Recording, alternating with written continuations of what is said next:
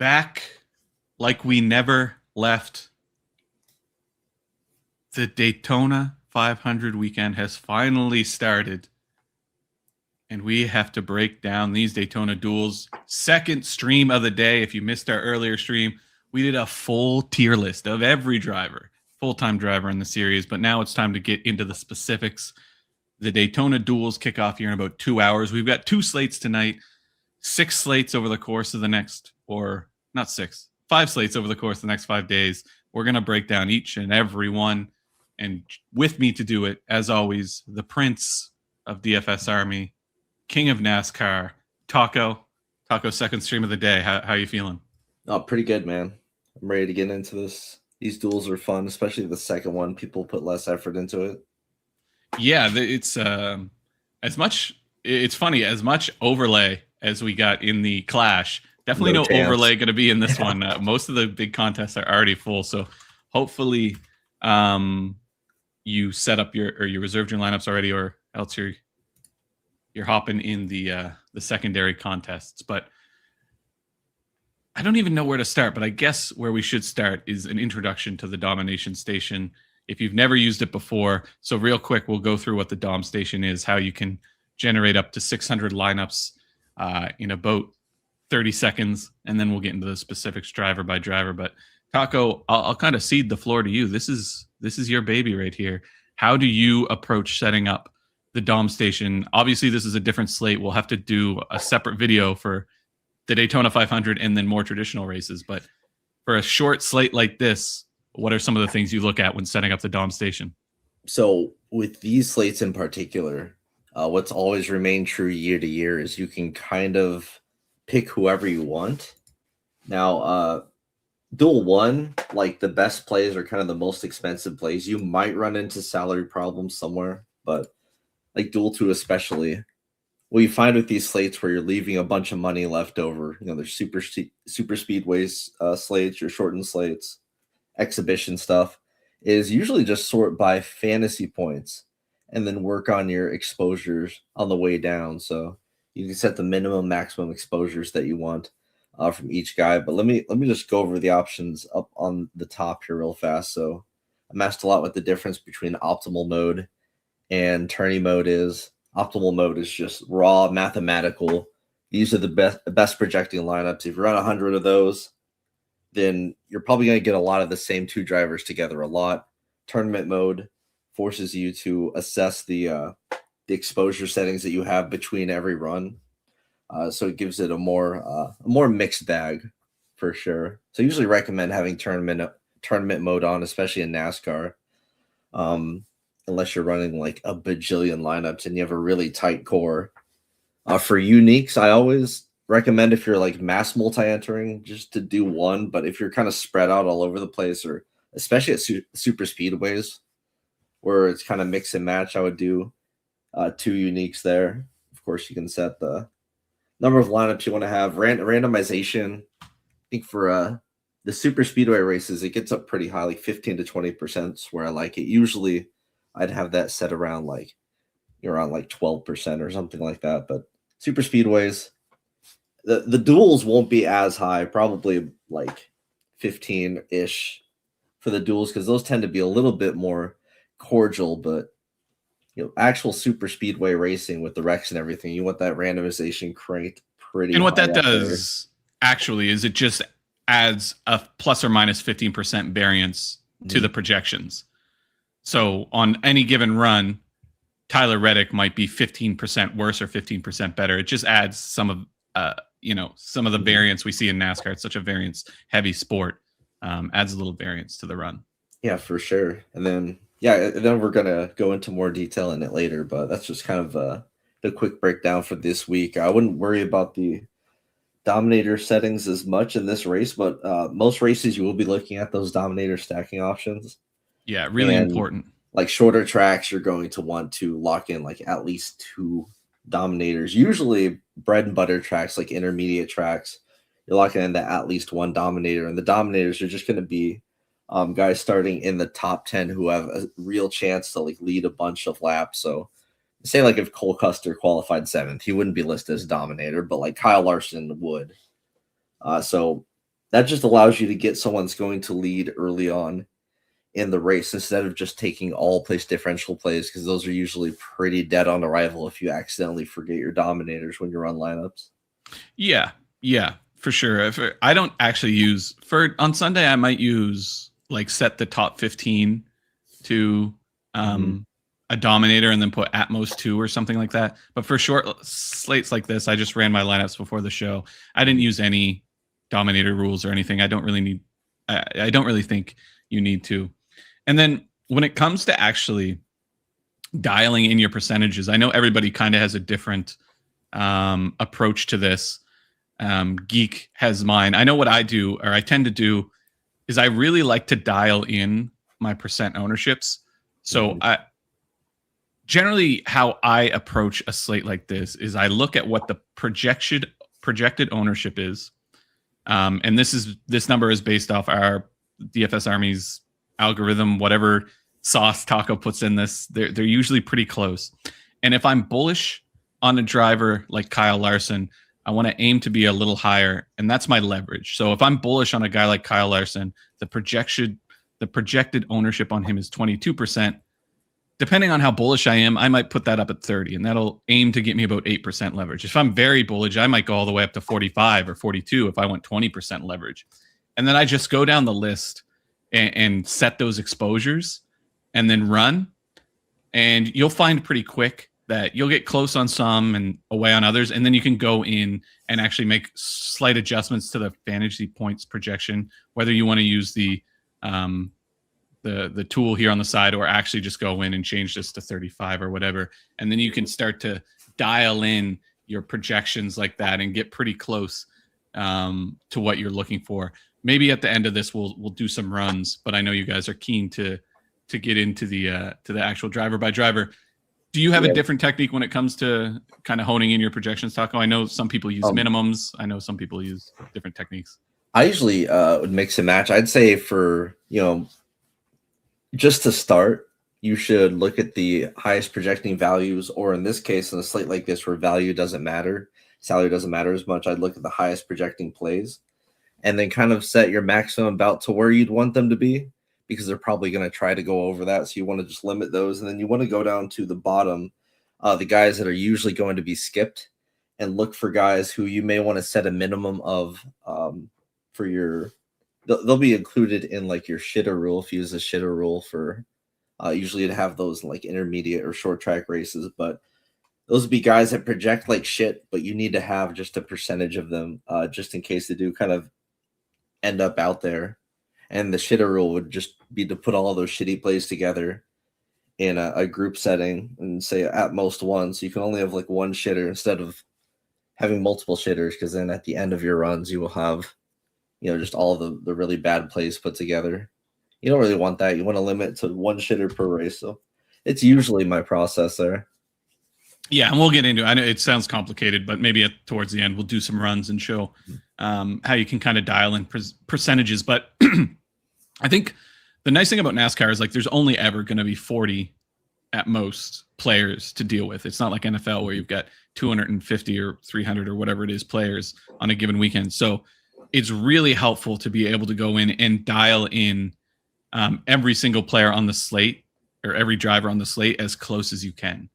It's worthwhile to do it because your competition's doing it. But the other side of the coin is you can also, just go in and press a couple buttons, get it where you want, and do a run and see what it spits out. And you might like that run or whatever. We'll get into that later. And then rerun, adjust and rerun, adjust, rerun until you're happy. Yeah, exactly right.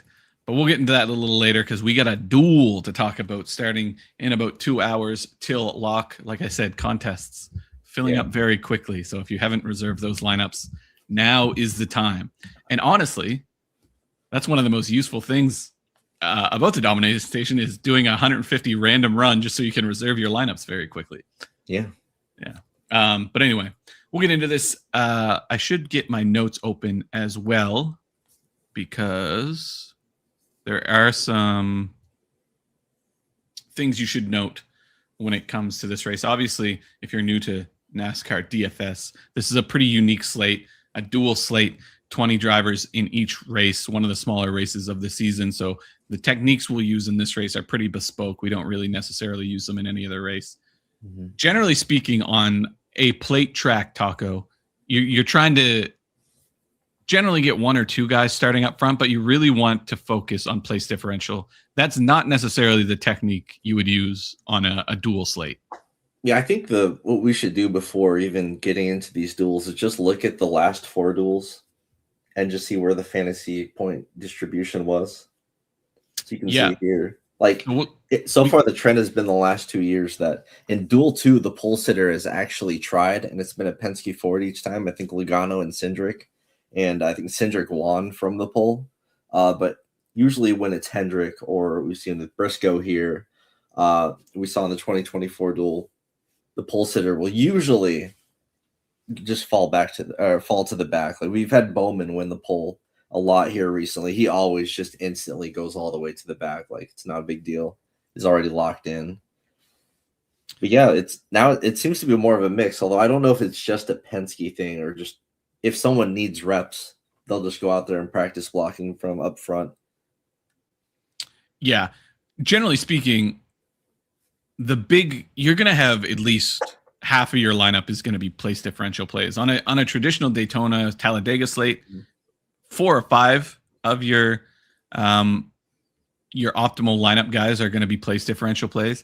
On a shorter slate like this, it's just there's not enough place differential to grab with only 23 drivers in the field. So what I aimed to do with my lineups is I had 2 or 3 kind of in this top 11, which captures, if we go back, it captures up to, I think it was Ryan Blaney. Yeah. I aimed to have two or 3 in that range, and then the rest were place differential. So you don't need to be as heavy on place differential with these slates. You can focus more on the guys that you think will finish in the top 5. Because ultimately that's what it comes down to. If you look here, Bubba was obviously optimal last year. He started 15th. Chastain had a good run from 19th, but you even go up. Byron was good from 11th. Ty Dillon, really good from 5th. Who would have played Ty Dillon starting 5th last year? He would have ended up in the optimal. But you do see kind of the distribution of fantasy points settle towards this middle kind of pack. Let's see what it looked like in Duel number 2 last year. Kind of a similar story. You see a heavy distribution of fantasy points ending up kind of in the back half of the field. A couple good ones up top. Cindric winning that race from the pole. That's a pretty unusual thing. But Joey had a decent run. Hamlin had a decent run from 3rd. So you definitely don't need to fade guys that are starting up front, and we'll get into specifics. But generally speaking, 2 or 3 guys kind of in the top 10, top 11, and the rest are going to be place differential. That's about what we've seen here. The guys at the very, very, very back are usually there for a reason. So they've not historically been really good plays unless they're a really good driver starting back there, which we do have a couple of this week.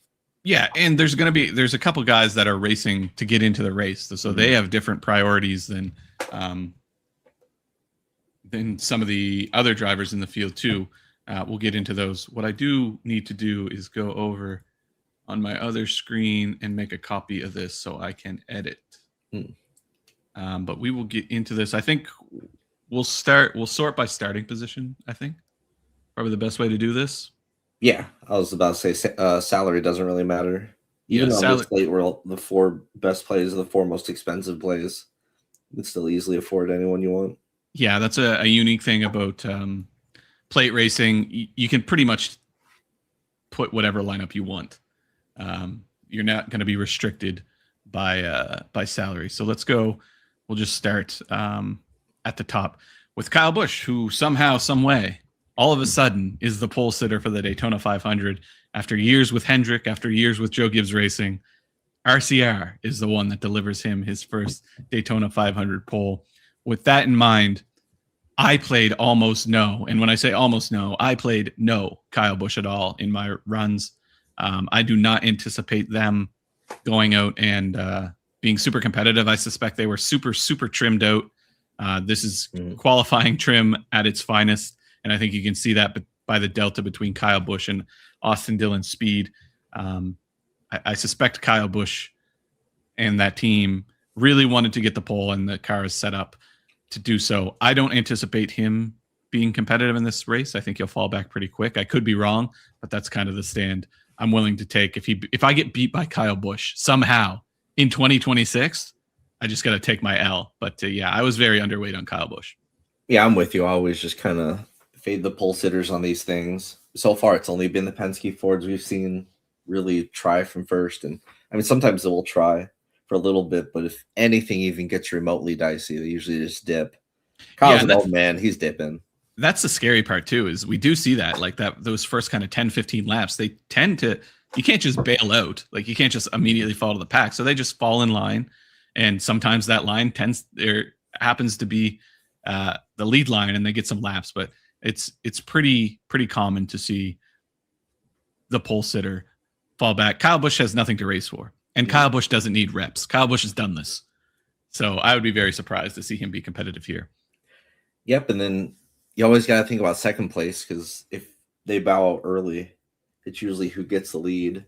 Yeah. Well, usually the first like 10 laps or so are led by the same guys. Things are just they stay normal until they aren't.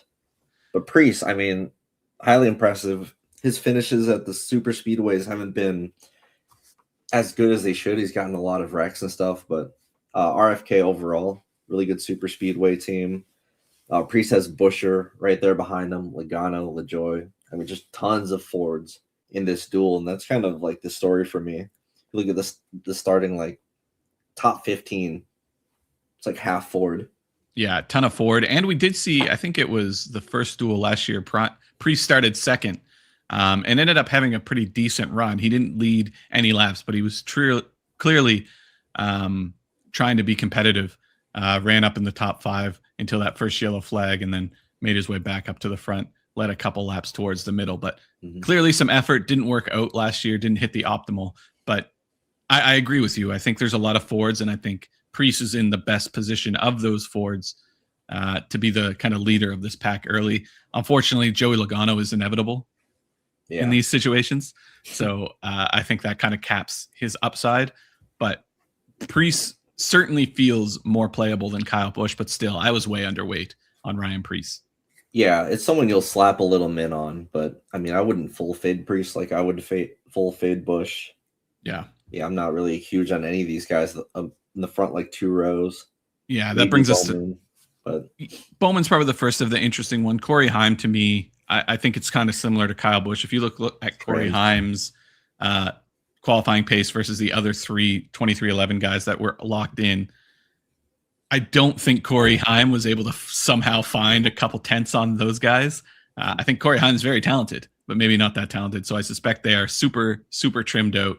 I do not expect that car to be handling very well. Corey Heim's locked in the race. He's got nothing to race for other than position. But I think the goal for these last 24 hours was, let's get Corey Heim in the race. That goal's done, and they can worry about Sunday. So I didn't play any Corey Heim either. Yeah, not someone I'm targeting at all. Alex Bowman was kind of the first of the interesting ones. Bowman's a great plate racer. I think he's got a dual win maybe years and years ago. Maybe I'm misremembering, but will be the lead Chevy here, assuming Kyle Busch falls out. Austin Dillon not far behind him. William Byron will be coming up too. I think with Bowman, we just don't know what to expect from him from duels, because he's been so consistently in the front row. He's never really had to compete very hard in them. So it's hard to know what to expect from Alex Bowman here. Yeah, and he usually runs fine in these. It's just a matter of him being surrounded by Ford, sort of. Yeah, it's a very Ford heavy field. The other big question here, and we won't get an answer before lock, is how much these new Chevy bodies are going to affect what we see on track. Because for the last 5 years, or at least since the debut of the next gen, it's been very, very Ford heavy on plate races.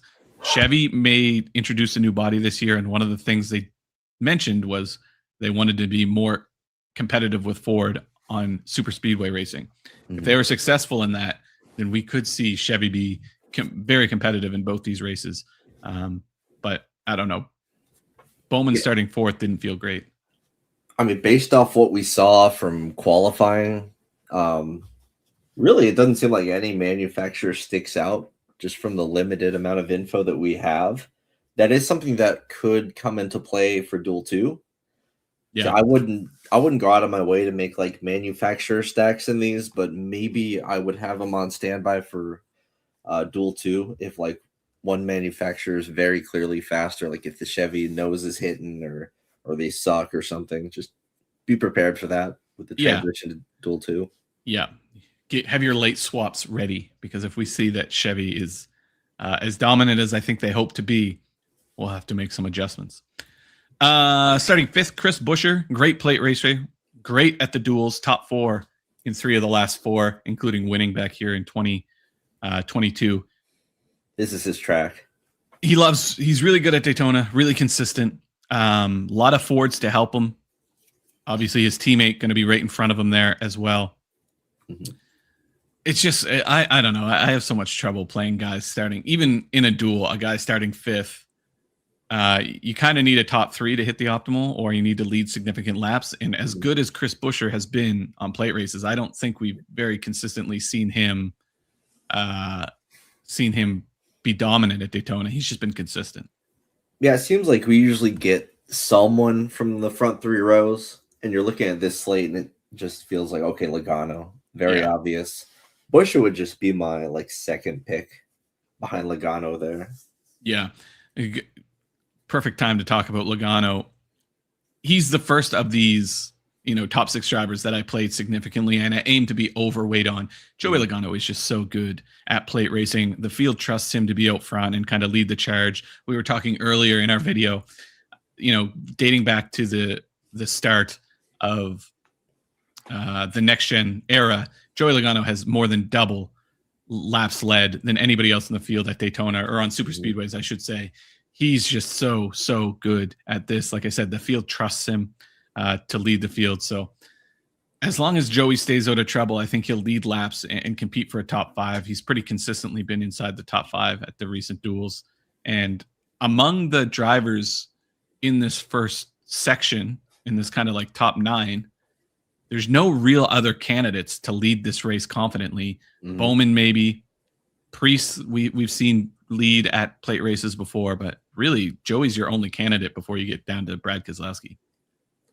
Yeah, and Penske likes to play like 2000 Vince Carter dunk contest level at these duels. Like, yeah, we saw it last year. Cedric is absolutely amazing at these. Like, yeah, it's really hard to doubt that. So he should be in the chalk. I don't think enough people will play him. I think more people will be gravitating towards some of the bigger names or the deep place differential on the slate. Yeah, I think Bubba will end up being the chalk, maybe Chastain. But I do think you can probably get a pretty nice leverage on Joey without working too hard. And luckily you don't have to worry about salary, even though he's one of the more expensive guys. 8,900 is still too low for him if salary mattered. Yeah. And then Dylan, he's got his Daytona wins back in the day, but he's not been a factor really recently. Yeah, he starts 7th. That I think last year he finished 7th. That was probably his most impressive dual finish in the next gen era. As far as Daytona goes in the next gen era, it's been pretty slow outside of that win in 2022. I don't think he's finished inside of the top 20 at any Daytona races. The new nose might help him a little bit, but still starting 7th, you'd need an outlier performance from Austin Dillon. I found myself kind of even on the field. I think I landed at like 14% in my runs. But even that, probably over aggressive. I'm not too optimistic about what he offers tonight. Yeah, I guess I'm more intrigued with Corey LaJoie here, just because this is by far his best track historically. And, what is Trimble? It's what was it? It was front row, right? I don't remember. It's made up. It's like an old ass charter. Oh, okay. This is an RFK car. Like RFK, yeah. Yeah, I can. It's a zombie charter. Yeah. Maybe the 99 car ran for a Trimble Motorsports at one point, and that's 1997. That's hilarious. This is an RFK car, a true RFK car. Corey LaJoie starts 8th. Corey LaJoie has always been really good at plate racing. Even back when he was with Spire, Ran pretty consistently in the duel specifically, but had good runs at Atlanta, had good runs at Daytona. This is probably among the best equipment Corey LaJoie has ever had. Yeah. Save for that one time he replaced Chase Elliott. Corey LaJoie needs to race in. Is that correct? I think so, yeah. Yeah. So he's let me bring up my notes here because I mentioned it. I have my notes up still. LaJoie, where are you? Corey LaJoie. Yeah, he just needs to beat Smith and Mears. He just needs to meet Chandler Smith and Casey Mears. He's obviously in a really good position to do that. I think Corey LaJoie probably wants more than just beat those guys. I think he wants to go out and be competitive. But he's running a different race than everybody else. He just needs to beat those two guys, which probably, in my eyes, limits his upside a little bit. But I do think Corey LaJoie wants to go out and be competitive, and the best way to beat those guys is to go out and win. So definitely some upside for sure. Yeah, I think it's sneaky. I don't think he'll be super high owned starting 8th, and people are used to him being in lower tier equipment. Yeah, and this is a true RFK car. So great equipment, has run well here in worse equipment. A lot of upside for a guy like Corey LaJoie. Other than just needs to beat these two guys to make the race, but I think Corey LaJoie is after more here. Mm-hmm. Jean Hunter Nemechek, Daytona GOAT, according to the broadcast last night. He starts 9th. Best finish at a duel was 4th back in 2024, but has top 5s in the Daytona 500, finished 7th here a couple years ago. Just really solid plate racer. Legacy Motorsports seems to be improving. I saw a report today that from Jimmy Johnson that says they're getting help from Joe Gibbs Racing now. How true that is, I don't know. But it seems like this is an organization on the up. They did really well last year. John Hunter Nemechek starting 9th doesn't really feel like an outlier performance. Feels like a usual John Hunter Nemechek at Daytona type performance can get him pretty close to the optimal. Yeah, even going back to the Gen 6 car, like he's always been really, like, at least finish wise, he's done really, really well at Daytona. And sure, that's due for some regression, but as far as this duel goes, I mean, I'm excited about what the future holds for Legacy Motorsports. And he's like in play enough for me. He's fine. Yeah, we've got him projected at about 23% ownership. I don't mind being a little overweight there. I don't think I'd go much higher than like 30, depending on what contest I was in. But this is a fine leverage play, I think. Yep. Mr. Sider in the what is the duels? It's kind of like, I don't know if you're trolling, but I will explain what the duels are. So, because I'm pretty sure he does know what they are. I will explain though. How qualifying is set for the Daytona 500. They qualified yesterday. The top 2 drivers get locked in on pole position and second place position. Everybody else gets thrown into one of 2 duels. That'll happen tonight, back to back.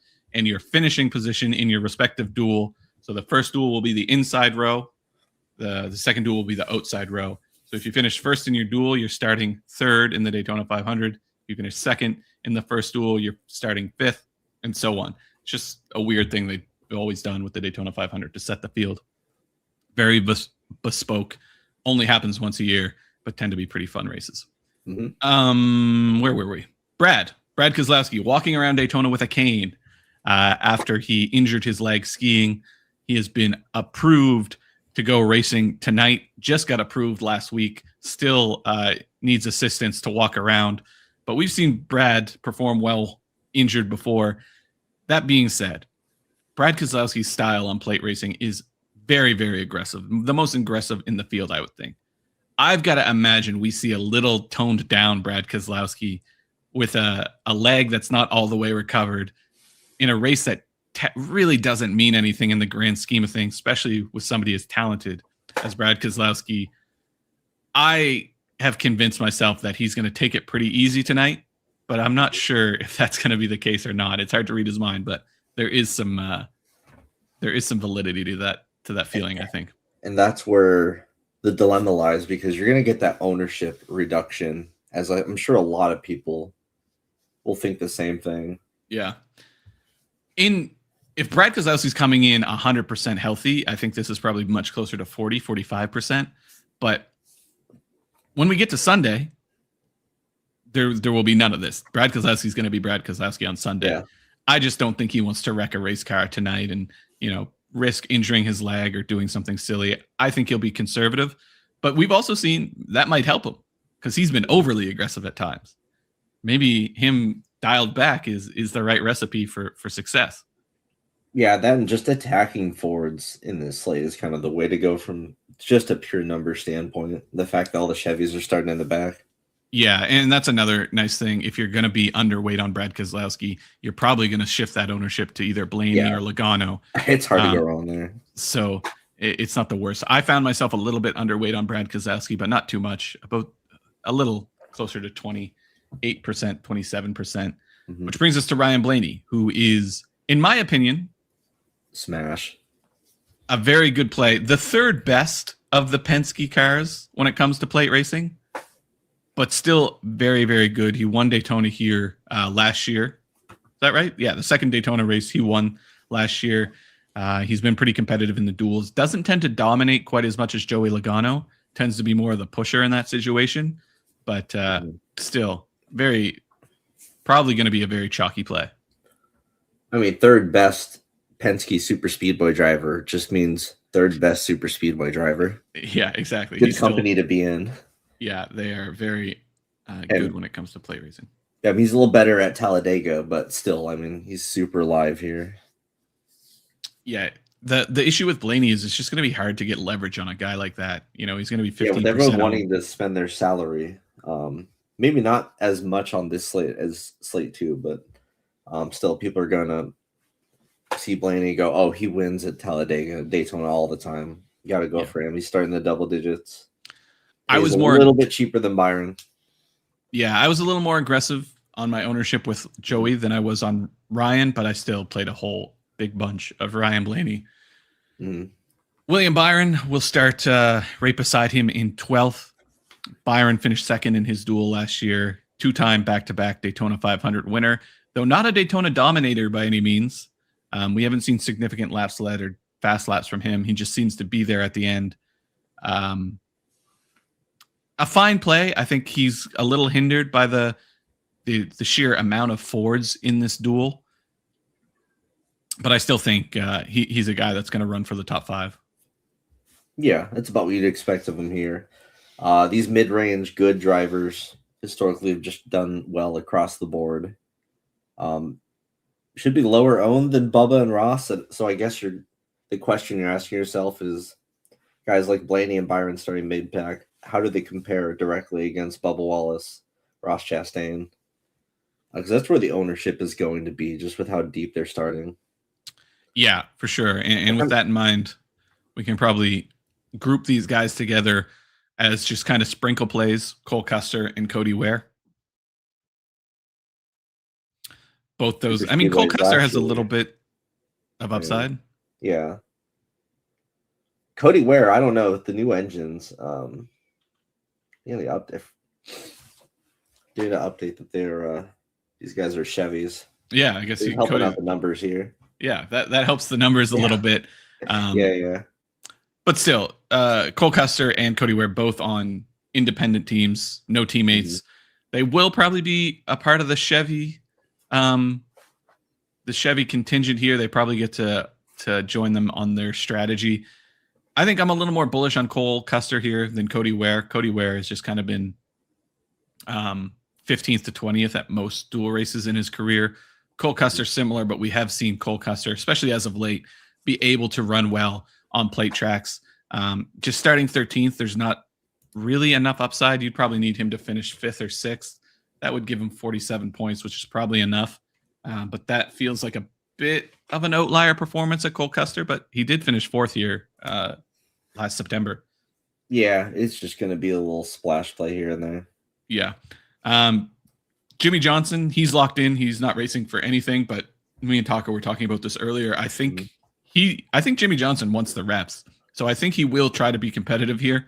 He ran 3rd at the Daytona 500 last year. Obviously, that race was kind of crazy towards the end. I don't think that's necessarily a representation of his ability in 2026, but I was overweight on Jimmy Johnson. I couldn't find any reason not to play Jimmy Johnson here, especially when we're going to be so overweight or play so much Bubba Wallace.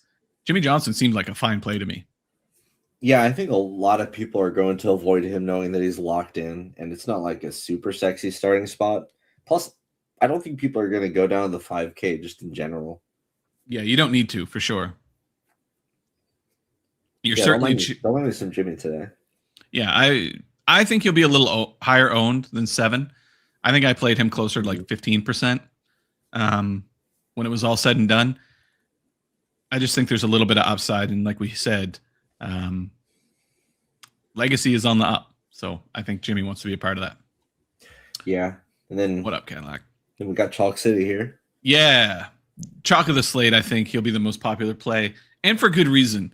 He starts 16th, has been really, really solid at the duels, won his duel last year, has finished runner-up in the Daytona 500, finished in the top 10 a bunch of times, top 11 a lot of the times. Pretty consistently top 10 plate driver. If you look at his recent finishes, it's either top 5 or bust most of the time. He's a guy the field respects. They'll work with him. We talk about Joey Logano being a guy that the field is comfortable with leading. I think Bubba Wallace fits that mold too. We see Bubba Wallace up front of these races a lot. And with as bad as he qualified, you got to think they are very much in race trim. So I think Bubba Wallace is probably the rightful chalk on this slate. Yeah, I'm just gonna smash overweight and not really worry about it. Yeah, how high would you go? Like if you're doing a full 150 mini max, knowing he's probably going to be 50 or 55% owned by the field. I am at 66 right now. Yeah, that's fair. I would even go up to 70, depending on where your contests lie, just to get the leverage you need and let somebody else in the field beat you. Cadillac F1 fan. I don't think it's looking great. How's the weather looking for Daytona 500? It's Florida also, so I mean, like, we won't know even on the day of. It's Florida. If you're from Florida, you know. Yeah, it's so. The forecast calls for rain right now. There is some talk of a late start or potentially a Monday start, but I don't think we will know for sure until Sunday morning. Oh gosh. But it looks good for the truck race tomorrow, the duels tonight, and the O'Reilly race on Saturday. It looks like we'll go on time. AJ Allmendinger, he starts 17th. AJ's a really solid plate racer. You can see it in the consistency here. Maybe not a dominant one, but very consistently inside the top 15, runs well. We talked a lot about Colleague and where they are as an organization right now. I don't think any of that necessarily matters this weekend. It certainly will as we get down the schedule, but AJ Allmendinger, he starts 17th, finished 6th in his duel last year. I think there's some upside here. Yeah, I guess the only real issue so far, I guess, is Colleague, but that might be more of an issue as we go throughout the season with them in the truck series switching over to Rams and Dodge and Chevy potentially cutting off support for them. As for now, I think it's fine to play AJ still. He's pretty good in the lower series at super speedways, like really good in Xfinity. But not anyone I'm going to go too crazy on. Yeah, there was a time in the Xfinity series when Colleague was the best on plate races. Those seem to have come and gone, but I still think AJ Allmendinger's a fine play. I'm just turning my head and looking at the truck I have on my other screen. First of all, seeing Tony Stewart was bizarre. And then also seeing Ram too. Yeah. Ram is weird. Honeycutt in the 11 is weird. A lot of weirdness going on my other screen if I'm distracted. A couple comments coming in I want to go through. Javier Hernandez says, first time trying NASCAR. If I'm offline 2 hours before the race until the race start, do I still have a chance, or is it last minute changes like the NBA? No, there's usually not many significant last minute changes. The only thing you will see maybe 2 hours or 3 hours before the race, sometimes you'll have drivers fail inspection and have to go to the back. But even that doesn't affect your lineups too much. For the most part, after qualifying, which is usually 24 to 48 hours before the race, you can set your lineups and forget them. There is some last minute things from time to time, but it's nothing like the NBA. Yeah, I'd say like maybe one in every like 25 races, you'll have like a real situation where that matters. Like if someone's starting 25th and they get sent to the rear, it doesn't matter. Super speedway like this, it doesn't matter if they're starting on the pole and they go to the rear. You weren't playing them anyway. Maybe like once or twice a year, you might have a situation, and that is between all three series. You'll have a situation where you'll have like a pole sitter at a short track who gets sent to the rear. Then that's a real situation because they were about to get all those lead laps and fast laps. If you're playing them like you're going to get all those lead and fast laps and they get sent to the rear, obviously their projection really needs to get cranked down a bunch. But I mean, we've seen guys still end up optimal in that situation anyway. It's really it really only matters if they're like literally the pole sitter. Yeah, and it's rare for the most part. Anytime like somebody has to go to the back, the adjustment that the field will make in ownership makes up for the lower projection you would give. So nothing like NBA. When are we going to see Teslas in NASCAR? I do think there is an electric car that NASCAR is working on and probably wants to race eventually, though I don't know if Tesla fits the bill. Peter, are you guys going to build a lineup and go over your best plays like Geek does for the NFL? Seems the best way to do it. Yeah, we'll build some lineups or do some runs towards the end if we have time. There you go. Shout out Javier. Enjoy soccer practice. Ross Chastain is where we left off. He starts 18th. He's going to be a very popular play as well. Has been pretty consistently inside the top 10 in the duels. Pretty good super speedway finisher, though not a dominant one. I think he does have a win at Talladega in the Cup Series, I think, a couple of years ago. Does have some chops. Still a good play. Ross Chastain, as much as he gets flack for being overly aggressive, that doesn't really manifest itself on plate races. He tends to be pretty level-headed on plate races, and I wouldn't be surprised to see him up well inside the top 10 here. Yeah, this is the clean chalk cash play. You may want to try to get off of it for other guys in GPP if you're going to try to find an angle. I mean, Brady, I'll ask you, of the four guys who are projecting like crazy for ownership, Blaney, Byron, Bubba Wallace, Ross Chastain, like which of those guys would you be more inclined to fade to get different? Probably Byron. Byron seems to have the lowest ceiling of those four. Really, you're looking for Byron to win. Blaney could dominate. He could get dominator points. I'd be more surprised to see Byron get dominator points. You really need a top two finish from him to feel really comfortable. I think Bubba Wallace has a ton of place differential upside and dominator upside, and Chastain obviously has the place differential. So I think being underweight on Byron is probably the answer to your question. But even then, it's not like I would be 25% Byron. I'd still want to have a healthy amount. Yeah, it's just hard to get away from these four expensive plays. Yeah. Really, it's about thinking about how to get different on this slate.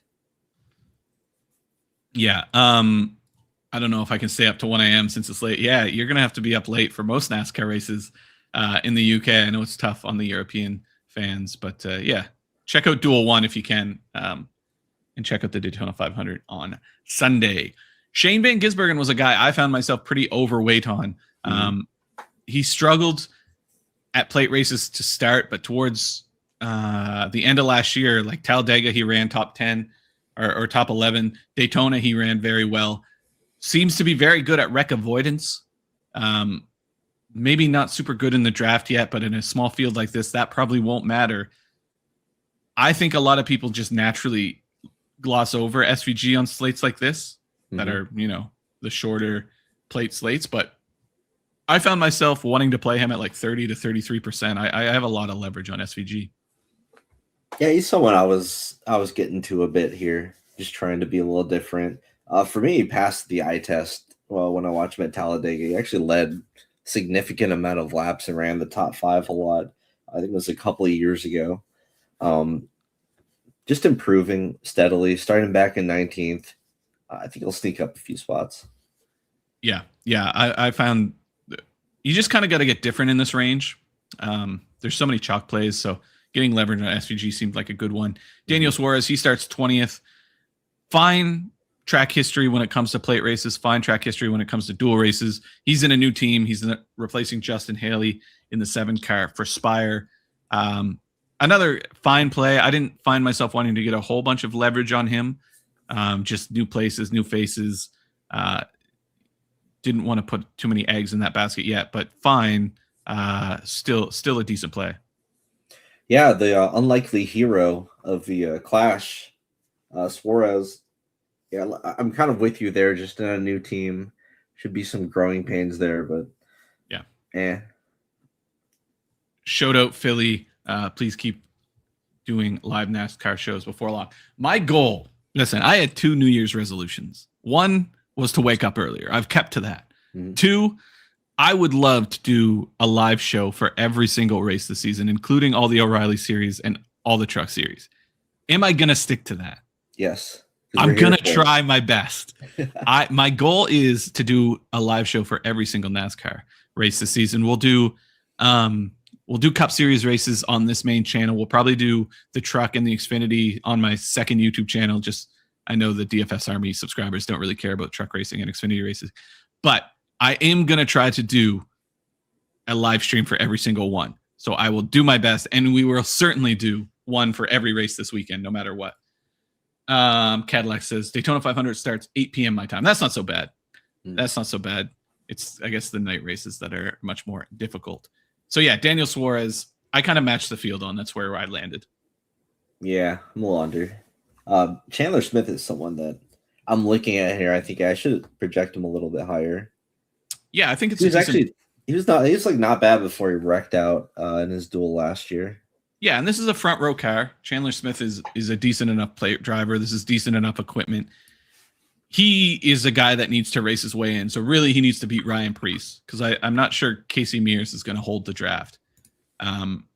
Chandler Smith needs to beat Ryan Preece to start. I think Ryan Preece will hang, or not Ryan Preece. I keep saying Ryan Preece. Corey LaJoie is what I mean. So he needs to beat Corey LaJoie. I think Corey LaJoie will run inside the top 10. So really, for Chandler Smith to make the Daytona 500, I think he needs to run in the top 10. And if he does that, he's going to hit the optimal. So if you think Chandler Smith is making the race, then you should play him. But big if. But he certainly has an opportunity. Yeah, I don't mind it. He's going to be low owned. Without being like actually bad. Yeah, I mean, Casey Mears, you certainly don't have the concern like you do with Casey Mears. Casey Mears, I'm worried about being able to keep up with the draft. I don't think that's an issue with Chandler Smith. In fact, I know it's not an issue with Chandler Smith. Casey Mears is a full-blown punt play for me. Like I said, I don't think he can keep the draft. I don't expect him to make the Daytona 500. He'll get 10% ownership or 15% ownership just on his starting spot, but I didn't play any Casey Mears at all. I'll let them beat me there. And then Noah Gragson, who ruined his qualifying run by sticking his hand out the window, which is illegal starting this year. So he starts in the very back. Just a fine place differential play, not a standout plate driver by any means.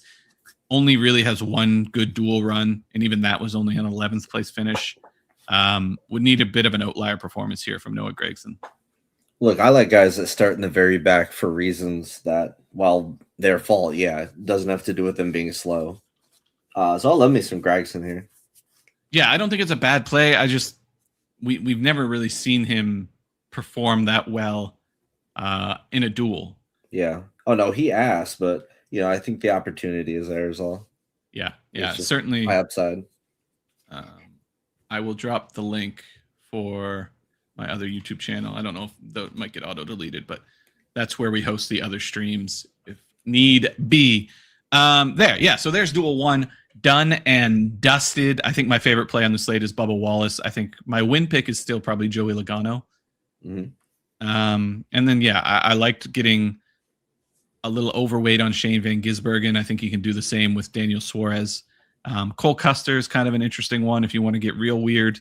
If you're looking for somebody to fade, I think William Byron, Kyle Busch, obviously, Ryan Preece, Corey Heim. Who's your favorite DFS play on this slate? Oh, Bubba, but I mean it's chalky. Yeah, but definitely my favorite. I'm with you on Bubba. For leverage plays, probably LaJoie. Yeah, I like that play. I think you can get some really good leverage on him. 25, I'd be surprised to see him played at 25%, honestly, because I think a lot of people look at him as a back marker, and he certainly isn't in this situation. Hopefully. Cadillac says Bubba's favorite play as well. That makes sense. No, you can't. During qualifying, they used to put their hand up against the window net to redirect some air. You just got to keep both hands on the wheel, or at least inside your car. Noah seemed to forget that last night and had his time disallowed. Win pick, Taco? Sorry, I'm staring at my fellow Hoosier goat, Tony Stewart, over there. Oh, yeah, there he is. Nah, I'm with you on Logano. I usually try to pick someone besides you, but you pick Logano, and it's Logano for me. Yeah, I'm with you there. Let's scroll right over into Duel 2, and then we'll do some lineups at the end if we have time. This is a bit of a different kind of feeling group. A lot more Chevys and a lot more Toyotas in this run. Not very many Fords. And it starts up top with the Toyota of Chase Briscoe. And I think we can go back to Duel 2. Or was he in Duel 1? He was in Duel 1. Obviously, a bit of a different situation. He won the pole for the Daytona 500 last year. So started on the front position of his duel. Pretty quickly fell to the back. I mean, spent 3 laps out front, and then, by lap 25, he parked it. I don't think he'll park it, but I still don't think he's going to be overly competitive here. Yeah, I mean, it's hard to say what Briscoe will do, considering that, he had Kyle Busch crash out like right next to him. And so he's like, all right, I'm just going to send it on back. I mean, who knows if it goes green for a while to start, it could lead a good amount. I'm very, very, very bullish on Chase Briscoe overall this season, but pole sitters and the duels, I just never play them. It works out for me the large majority of the time. And Dixon, I think that's where we landed for a futures play is Chase Briscoe. I think we looked at him at like plus 1,100, plus 1,200. Yeah, it's just the guys that he was in the same tier of were like plus 600, plus 700, plus 500. Like, so for your World Series NASCAR parlay, it's whoever you have picked for the World Series and Chase Briscoe. And I think we're in good shape. Just don't pick the Marlins. Oh, it wasn't World Series. It was World Cup, wasn't it? Oh, yeah. I don't remember. It was either World Cup or World Series. Whichever one it is, you're pairing him with Chase Briscoe. That's my play. Yeah, Chase Briscoe, though, I was really underweight on him. I don't think he's going to be overly competitive. You still set a minimum, I think. Yeah. I have it at like 10% right now, but I might go lower. And well, I do think Kyle Busch is uber qualifying trim, super trimmed out. Chase Briscoe probably is too, but that doesn't scare me quite as much for whatever reason. I think Chase Briscoe proved that he's just kind of an elite qualifier. It really helps having Denny Hamlin, Ty Gibbs, and Christopher Bell, aka your entire team, starting right behind you. Yeah, exactly. So if Toyota wants to make a run here, they're probably going to need Chase Briscoe. So a different play than Kyle Busch, but I still found myself underweight on Briscoe. Denny Hamlin starting second. I think he's the favorite on the sports books to win the race. Big time. Yeah, he's a big favorite. We haven't seen him be super overly dominant on plate races in the next gen era. But he's always a big favorite on the sports books. There's a chasm there. I don't know if the sports books actually watch what happens, but I think it's because Hamlin just won a few in a row, and then they decided, okay, we're always going to have him as like being up there with the Penske guys. And that's just not the case. Yeah. I don't mind playing Hamlin here. I think if he's going to be 30% owned, then I'm going to end up being very underweight on him. He has run okay onto duels. He ran 4th year last year, 3rd the year before, but he just isn't the dominant force on super speedways that he once was, especially in the next gen era.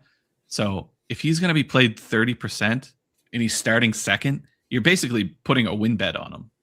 Yeah. He needs to win. Yeah. And I guess the thinking is, okay, Briscoe's going to bow out. Hamlin's just going to lead that JGR pack, and they're going to go on happily. Yeah, that's fair. That's a fair assessment. And if it's not going to be Denny Hamlin, it'll be Kyle Larson, who's going to be starting behind Chase Briscoe. I assume that's how that will go, depending on how Chase Briscoe picks on the front row. But yeah, Kyle Larson, he starts 3rd. Never really had a decent dual run in the next gen era. Best finish of 6th. Is improving on plate races, but still has not found victory lane at all on a As I plate track. found victory top 5 on a duel or a Daytona race in the next gen car. Yeah, did finish sixth here in the fall of last year. But yeah, I found myself closer to 20% on Kyle Larson. Like I said, for the same reason that Denny Hamlin has a little bit of upside, I think Larson has that same upside, and he also has Chase Elliott with him. Those two will be working together. Allgaier is as much of a Hendrick teammate as you could probably be. Yeah. And then Zilich and McDowell down the road too. So I matched the field on Larson, but certainly not overweight. I went well under the field on Larson because I think Elliott is more likely there. Yeah. Like he usually tends to lead the Chevy pack a lot of the time at these super speedway races. Like they're very comfortable being behind him. And did lead a lot in his duel last year. Didn't get the finish. I think he ended up, where did he finish? 8th? Yeah, 8th. But he led, I think he had the most laps led in that duel behind Bubba Wallace, who got the lead at the end. But yeah, Chase Elliott's a great play. He's always a good candidate to lead the Chevrolet charge, even more so over Kyle Larson. So I was the same way. I wasn't the same way. I was a little different. Kyle Larson, I tried to match the field on. Chase Elliott, I found myself at about 25%. But I think that 27% ownership projection is a little conservative. I wouldn't be surprised to see him up in the 30s in some contests. Yeah. That's fair. Yeah. So either of those guys, super playable. Ty Gibbs, he starts 5th. Another guy, he's improving on plate races, but certainly not his specialty. It's a lot of Toyotas up in this first field. I think he just kind of falls in line. I'd be surprised to see him lead laps. I would be surprised to see him dominate, but I wouldn't be surprised to see him run in the top 10. I just don't know if that's enough to get him in the optimal. I think this is a very fair projection. An 8th place finish, which only scores 34 points. Probably not enough. Yeah. I mean, the lowest ownership of the bunch is just, I mean, its finishes have been really good at the super speedways overall, like surprisingly good for someone so young. But starting 5th, it's just awkward. Yeah. Christopher Bell kind of in a similar situation, though Christopher Bell has been very dominant on some dual races in the past. He won here in 24, finished 2nd in 23. A good plate racer, just kind of in no man's land here, in 6th to 10th place starting. In a duel is a tough place. Really needs to compete for a top 2. And with Briscoe and Hamlin and Elliott all in front of him, that seems like a tall task. Yeah, Bell just doesn't strike me as a aggressive, go for the lead super speedway kind of racer. He's starting behind 3 of his teammates. I think he's just going to chill. Yeah, you got to think with Hamlin in front of him, Briscoe in front of him, even Gibbs in front of him. What's the situation where he finds the lead? Is it a quick pit stop during the Toyota pit stops? There will be one pit stop during this race. It's just kind of weird. So I found myself a little underweight on Bell, though I do think he'll be a popular play. Allgaier's locked in. I suspect he's trimmed out as well. Wouldn't be surprised to see him migrate towards the back, at least before that first pit stop. Fine sprinkle play, but I wouldn't go much higher than 14, 15%. Yeah, I think people are going to just see that he has the one finish that's the top 10 and not realize the circumstances behind it. I think it's just overrated in the spot with him being locked in and having no reason to not go to the back if he wants. Yeah, I'm just kind of avoiding this play and just taking that ownership. He's starting too high in the first place. Like, I don't know. Yeah, kind of needs to finish in the top 3. That seems like a pretty big accomplishment for JR Motorsports. The key to the slate starts 8th. Austin Cindric, the GOAT of the duels, never finished less than 2nd place in a Daytona duel. Does have a few things going against him here. Most notably, no true teammates. He has Josh Berry, which is a technical teammate, but only 4 Fords in this field. That's going to hurt. And you got to imagine for something with as much variance as plate racing at Daytona, you're due for some regression if you finish top 2 4 races in a row. Absolutely. I think this is going to come down to Duel 1. Are the Chevys fast? If they're slow, all right, we're smashing Cindric or the JGR Toyotas overall. But, I mean, he's going to be so popular. Yeah, listen, if you're bullish on Austin Cindric, I find myself like go place a top 3 bet on him. Go place a win bet on him, because it's going to be so difficult to get leverage on him. He's going to be upwards of 55-60% owned in most contests. You're going to have to play him at like 70-80% to get any leverage. And in a field that only has 4 Fords in it, that's a lot of resources to dedicate to Austin Cindric. I think you can find other ways to make money if you think he's gonna do well. Mm-hmm. I found myself way underweight on him. Mm. It's not a bad move how few Fords are around him. Yeah, and listen, if he's gonna hit the optimal, he still needs to run in the top 3, top 4, and he needs to dominate. Or he doesn't need to dominate, but he certainly needs to finish 4th. Probably doesn't do it. 3rd, probably does. So I think like go put a top 3 bet on him. Go put a win bet on him. For me, I found myself underweight. Makes sense. Yeah. Zane Smith starts 9th. He's a fine plate driver, but another kind of just Ford that's not going to have a ton of help here. Where did you land with Zane Smith? I love Zane Smith. It's my favorite driver. I couldn't really get to him a whole lot. For the same reason you said, just not enough Fords in here. No real need to go to 5,300. And he hasn't even really had good finishes. He's never had a top 5. Or he hasn't had a top 5 super speedway, really. Yeah, would need a career best performance here. Yeah, I'll look for him an intermediate track. Where are we? Michael McDowell. What is duels are 60 lap 150 qualifying race? Who determines who goes against who? There's an algorithm to figure it out based on open cars. It's weird. But it's basically your qualifying speed. They qualified yesterday, sets which duel you're in. And it's complicated. Because there's some stuff around open cars, and you want to have even amount of open cars in either duel. Michael McDowell, he starts 10th. Good plate driver, very consistent plate driver. Finished 2nd in his duel in 2022. Since then, has kind of found himself outside of the top 5. I don't mind playing Michael McDowell. I think he'll go close to 30% owned in a lot of contests, which makes him hard to get leverage on, but will be part of the Chevy squad here. And I played a little Michael McDowell. Yeah, he's all right. I think I'm a bit under, but he's all right. Really good plate racer. Really good everything racer, really. But good plate racer, has lots of Chevys around him. Just kind of needs a bit of a above average performance for him. So 28% leverage or ownership. I would be surprised if he got that high in a lot of contests, but I don't mind playing him closer to 30. And if that gets you leverage, great. If not, match the field, that's fine too. Mm-hmm. Connor Zilic starts 11th in his first Cup Series Daytona race. Hard to know what to expect from Zilic. I suspect this is a bit of a fact-finding mission for that team. Go race, go figure some stuff out. I would be surprised to see him inside of the top 5, but Connor Zilic has been proving everybody wrong for a long time, so you never know. Yeah, I guess we'll see how much plot armor this kid has. I'm not really going to be big on Connor Zilic early in the year because it's all just a wait and see mission, and it'll take a little time for him to get acclimated coming from Xfinity.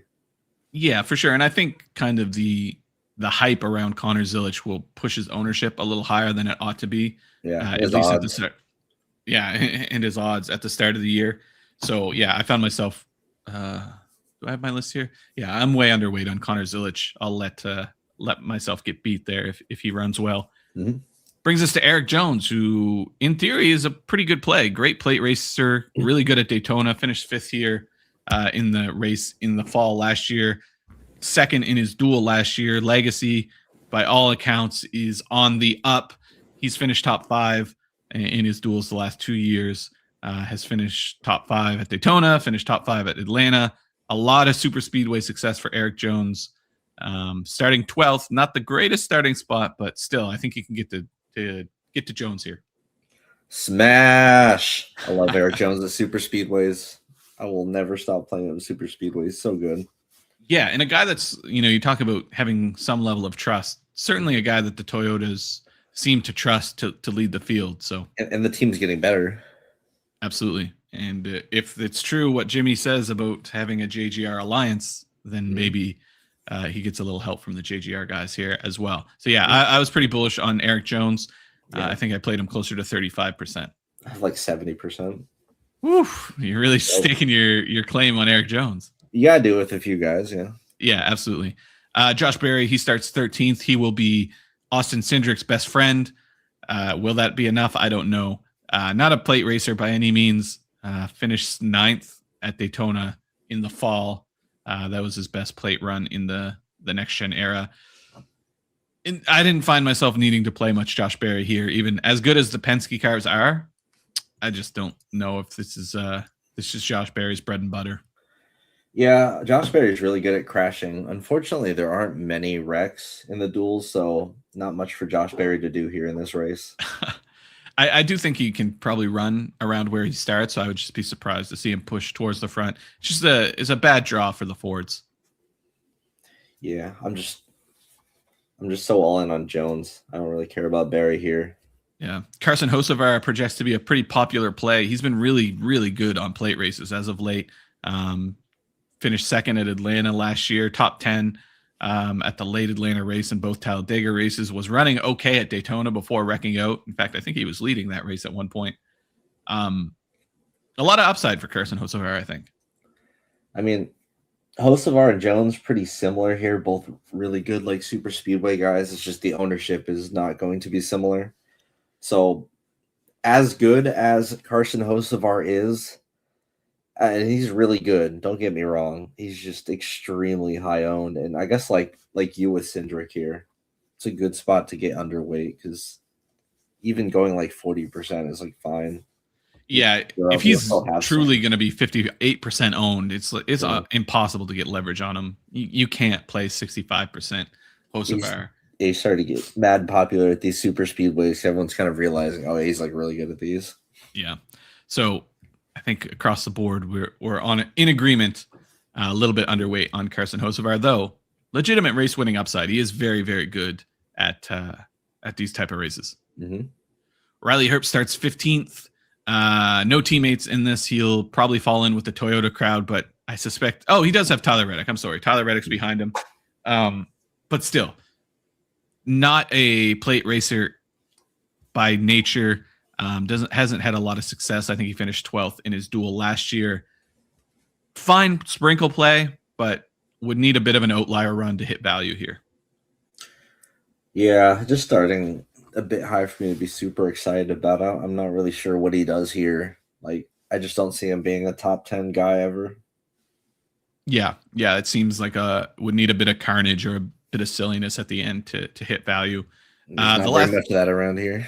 Yeah, the last of the Fords, Todd Gilliland, starts 16th. Really solid plate racer. Finished second at Talladega last year. Top 7 in a couple duels, including last year. I think it's just a bad draw for the Ford guys. Nah, smash. You like Todd Gilliland here? I do like Todd Gilliland here. Okay, He'll be fine. He'll be fine. I guess my concern with him is just the lack of Fords in the field. If there were Fords in this field, it would be like a super smash. Yeah, it'd be like with Eric Jones. I mean, I just want to have so much Jones is that not only is he just a great super speedway racer starting in the back half of the field, he's got all of those Toyotas, all of JGR helping him. So if that was the case with Gilliland, I would be all over him. But proportionally, I'm still using him a good amount, probably like around 40%. Wow, big leverage on Todd Gilliland. Then we're a little different. I didn't play as much Todd Gilliland. I found a lot of that ownership ended up on Ty Dillon and Tyler Reddick, who we'll talk about in a second. But yeah, interesting. A little that's maybe our first major disagreement of the year. Todd Gilliland. Nah, that's just be planting some flags. Oh my god. Yeah. Fair enough. Anthony Alfredo, he needs to race his way in. This Beard Motorsports car has been pretty competitive, and Anthony Alfredo is certainly a competent driver. Starts 17th, finished 13th in his duel last year. Who he needs to beat BJ McLeod and JJ Yaley here. So really, I think he'll probably be racing primarily against BJ McLeod. He'll be fine. I think this is a fine play. I just don't think there's like obvious top 10 upside. I would be surprised to see him drive into the top 10. So I didn't play a ton of them, but I still think it's a fine sprinkle play. I mean, I'm surprised there aren't more beards out there that just do the super speedways and that's it. That's a really good lane for them to be in. So I don't mind this at all. This car has all the upside it really needs. Yeah, and the beard car has been good. Like Noah Gregson ran it for a couple of years. I think Brendan Gaughan ran it for a bunch of years. Yeah, it's had a bunch of different drivers, and they've all been pretty solid. So there's a lot. It's decent enough gear. Mm-hmm. Ty Dillon, he starts 18th. He's a guy I played a lot. He's really, really solid on these plate races. Finished third in his duel last year. Finished 8th at Atlanta last year. 14th in the Daytona 500. Obviously, we have our concerns about colleague racing, but again, I don't think that manifests itself at the plate races. I played a lot at Ty Dillon. I think he'll be okay here. I think he's well in with the Chevy guys, and as long as colleague has their ducks in a row, I think this is a good place differential play. Yeah, I mean, he was super impressive in these speed weeks last year. Not much to say there. Ty Dillon. Yeah, this is probably his best track overall. Like if you go to the beginning of his career, this is certainly his best track. I want to go back to Herbst. Yeah, we'll talk about him in a second. You're spoiling the ending of the show, but yes, I am very big on Riley Herbst. We'll talk about him here shortly. Or did we already talk about Riley Herbst? We did. Yeah, we did. I think in terms of leverage plays, I think is where you'll see him as a core play. He's going to be the lowest owned in this range. I didn't want to go down to Anthony Alfredo. I think the upside for Riley Herbst is much higher. It's probably why I probably wasn't as excited about him when on the podcast. But from a leverage perspective, I think Riley Herbst is a really good play. In theory, he's probably not. But just when it comes to getting leverage and guys to get leverage on, Riley Herbst, good spot. He's got a lot of teammates to work with too. Yeah. It's just one of those things. Where do you get leverage in this range? If you're not going to go to Anthony Alfredo, if you're not going to go to BJ McLeod, I'm not as bullish on Todd Gilliland. Riley Herbst is where it ends up. And I got to have 4 core plays. And this second duel was hard to get because I also don't want to just play the chalk guys too. Where were we? Ricky Stenhouse Jr. is going to be a popular play. A really solid plate racer. He starts 19th. Super aggressive. The problem is he's good at the longer races, but it doesn't tend to manifest itself on these plate races or on these shorter races. He's never really had an outlier kind of dual run. He's just addicted to starting in the deep 30s and blessing us with fantasy points on Sunday. Like, he's my underweight play here. He's going to be stupid chalky. Along with Reddick. Reddick is going to be astronomically chalky. I'm much more bullish on Reddick than I am RSJ. Yep. I think Stenhouse, for whatever, it just takes him 100 laps to get going. And he doesn't have 100 laps to do that here. He needs to work quick. Definitely upside here. Obvious place differential. But if you look at his last 3 dual runs, all outside of the top 15, he did run 8th in 2022. But even that, I don't know if 8th gets him there. It might get him close, but you almost need a little better than that. So, I don't mind being underweight on Ricky Stenhouse Jr. because you're kind of chasing an outlier run. Yeah, and then, Reddick, he's just been pretty solid at super speedways compared to how he usually runs. Yeah, rock solid on super speedways, well trusted amongst the JGR guys. He'll have lots of help once he makes his way through this field. He won his duel in 2024, ran really well at the Daytona 500 that year as well. This is just an obvious kind of place differential chalk play. Smash. With you. The problem is everyone else will be smashing too, so you'll probably end up pushing. Yeah, I think the best you'll end up doing is matching the field on him. Yeah. But alas, all you can do. BJ McLeod, for me, is a fine play. He's got to race his way in. BJ McLeod has a ton of cash. He sold his charter at the perfect time. And then just committed to racing a couple races a year that he wanted to. By all accounts, this is an ECR engine car. It's decent equipment. I think it's an ECR engine and then an old Hendrick body, if I remember correctly. Obviously, they don't have all the resources that Hendrick has when it comes to putting together race cars, but we did see BJ be pretty competitive in his duel last year, if I remember correctly, or maybe I'm thinking of his Daytona 500. But there was a race where he was easily running up front. Didn't have a super good duel last year, but we've seen him be competitive in these situations before. So if you're looking for a pure punt play, BJ McLeod's fine. Not as bullish on JJ Yeley. Yeah, I mean, I'm just avoiding these two. I've never seen it from them in the duels, and they just kind of. I know they're fighting for spots here, man, but they're just so far off the field, especially Yaley. Yeah. Only 2 seconds off. Like, that's like losing the pace speed. Yeah. New York racing sucks. Yeah, I think BJ can stay with the draft, and if you can stay with the draft, anything can happen. JJ Yaley, I'm not as bullish on. So yeah, favorite play on this slate, I think for me is probably Reddick. I'm gonna go chalk here. Leverage play, obviously like Riley Herbst a lot, like Michael McDowell a little bit. BJ McLeod, Ty Dillon, both guys I probably was overweight. And I'm way underweight on Austin Cindric. For you? Best play, Eric Jones. Best leverage play, Eric Jones.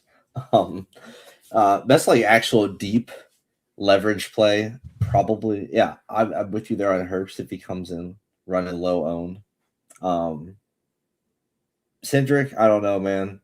It's hard to doubt it, but I mean, yeah, the regression is so there's no way he's gonna finish top 2 again. Cut to the SpongeBob a few moments later thing. Yeah, exactly. And to do it in a field like this where he doesn't have much help would be even more impressive. Yeah, and I just can't really pick a guy.